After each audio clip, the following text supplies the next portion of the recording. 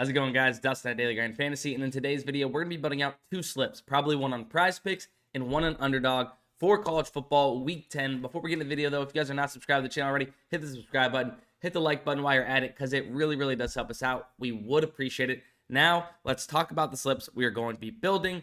I'm going to start off right here on PrizePicks. We got a couple plays that seem to be really good using the Daily Grind Fantasy Optimizer. And then our next slip, we're going to get from the Daily Grind Fantasy Correlation Tool that has been absolutely crushing over the last few months in college football, NFL, NBA, CS2, soccer, all of those main sports you can name. The tool has been absolutely crushing.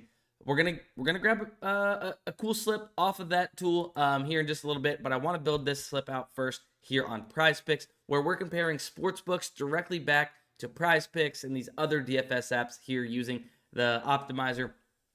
If you guys don't have access to the Optimizer or even the middling tool, linked in the description, you guys can get access to these tools, as well as a 7-day free trial for the Optimizer and middling tool, which is known as the Fantasy Bundle. Now, let's start building this out. Here we have a direct comparison in CS2 for Big Zero. Here on PrizePicks, he's listed at 18 maps 1 and 2 headshots, 16 on Underdog. So, what are we going to do? Let's go ahead and add it in CS2. Big Zero.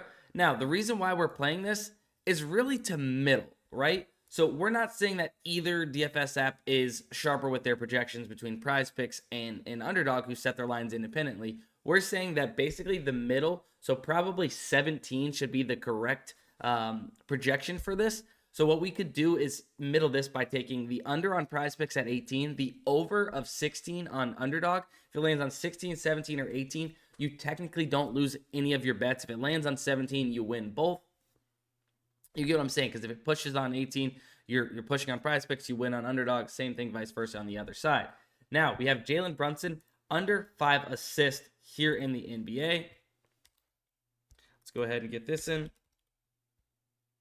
Brunson under 5 assists. Now, why is this a profitable bet? Because on the sportsbooks, he's set to 4.5. He's even at 5.5 on DraftKings with heavy juice, minus 230 for him to go under 5.5. So it gives us that push potential, and we're getting the 0.5 better number than mostly all of these sportsbooks here, or the more aggressive number here on on PrizePicks. So we'll lock that in. Brady Cook to throw an interception is minus 145 on DraftKings. So here comes a play here on PrizePicks for college football, but we're going to have a fully correlated college football slip coming up next here on Underdog. Now, we're going to keep it going with our CS2. DeMau, I believe is how it's pronounced, under 33 kills. Now, this is a really good play because we have 2 data points saying this should be much lower at 31.5 being Underdog and 31 on JockMKT. So let's go ahead and take advantage of PrizePicks since it seems that they are off in comparison to the rest of the market. Sorry, I wasn't quite sure how to spell that. DeMau under 33, right? You have 2 DFS apps telling you this should be set to 31-ish, 31.5. You have one that's off. Now we're listening to 2 data points, right? That are saying that PrizePicks is off. So it's not really worth middling when we know that PrizePicks is the one off here. And then we can come right down here and finish our slip off with Quartz under 32.5. Every other DFS app is lower here in comparison to PrizePicks. So let's go with Quartz.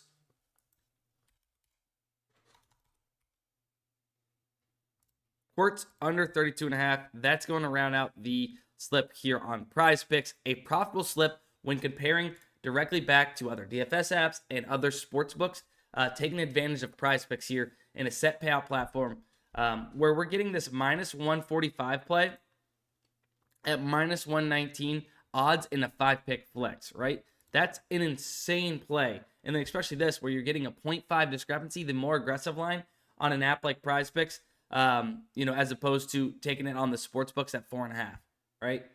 So definitely, it needs 6 to beat you on that one. That's going to be a great slip there on PrizePicks. Now, let's get to the fun stuff. A fully correlated slip, and I am going to give it to you guys in one of the biggest games of the weekend, LSU versus Alabama, a correlation score of 94, which is almost the highest. Arkansas, Florida, maybe higher. But I think a lot of people are going to want this LSU Alabama game to sit there, watch, and root on this slip. It's a really good slip. I just checked it out before filming this video. Let's go ahead and reveal the slip and talk about why this is going to be positively correlated. Drum roll, please. Boom. All right. We have it. So, if you guys don't know about positive correlation on the set payout platforms like PrizePicks, Underdog, JockMKT, and such, where they're not changing the payout for having positive correlation in your slips. If you guys were to check out a slip, actually, let me pull up a slip real quick for you guys, or a thread that I had made just yesterday that explains how these slips are so positively correlated and why it's such a big edge against an app like Underdog or PrizePicks, right? Look, I gave out a slip the other day. This is what you would have won on, this is in the Titans-Steelers game, right? If you place this same $100 wager on the same exact slip on a same game parlay on FanDuel, you're getting $17.56.29 return, right? On PrizePicks, playing a correlated slip like this on PrizePicks has such a better bang for your buck, and it's positively correlated, right? The sportsbooks don't let you do it because they know that playing these plays together has a higher chance to hit in a parlay than if you didn't have the positive correlation, right? That's why they're docking you the payout, because they know it's a better chance to hit when played together. Here on PrizePicks, that doesn't happen. That same $100 bet that wins you $1,700 on FanDuel wins you $2,500 here on PrizePicks, and that's not even counting going 5 of 6. You have a chance to win 2x, and then 4 of 6, you get 0.4 your money back, right? On the sportsbooks, FanDuel, they don't give you insurance. If you lose one leg of that parlay, sayonara, there goes your money. But now, here on PrizePicks, you get a better payout for going 6 of 6, and you have that insurance feature. So now that we talked about why that's such an edge, being able to play these positive correlation plays on PrizePicks, let's talk about the slip and how it's positively correlated. Jalen Milroe over 36.5 pass yards. So let's go ahead and add that to our Underdog slip. Jalen Milroe over 236.5. So if he's going over pass yards, it's likely maybe one or two of his top receivers are going to go over the receiving yards, right? Because he's got to pass the ball to somebody in order to go over pass yards.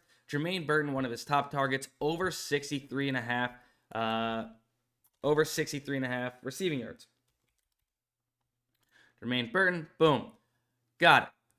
Now, on the flip side, in the same game, what we're going to be rooting on is, the offenses to be moving the ball, points in the game to be scored.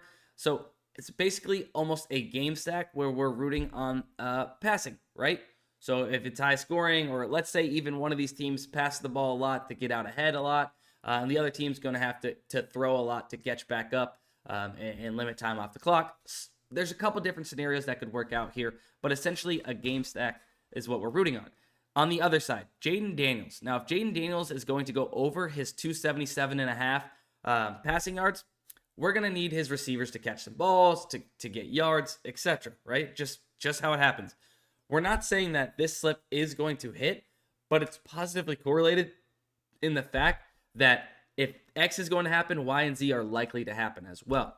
So, obviously, 277.5 is higher than 236.5. So it kind of makes sense that our slip has generated 2 pass catchers on the LSU side as opposed to the Alabama quarterback side, right? So we need Malik Neighbors over 6 receptions. Malik Neighbors over 6 receptions for LSU. Oh, we didn't add Jaden McDaniels already. Over 277.5 pass yards. And then, so if he's going over those pass yards, hopefully he's throwing 7 balls to our boy Neighbors. And then Brian Thomas Jr. is catching passes for a lot of yards, right? That's what we're hoping for. Over 64.5 for Neighbors. Oh, sorry, for Brian Thomas.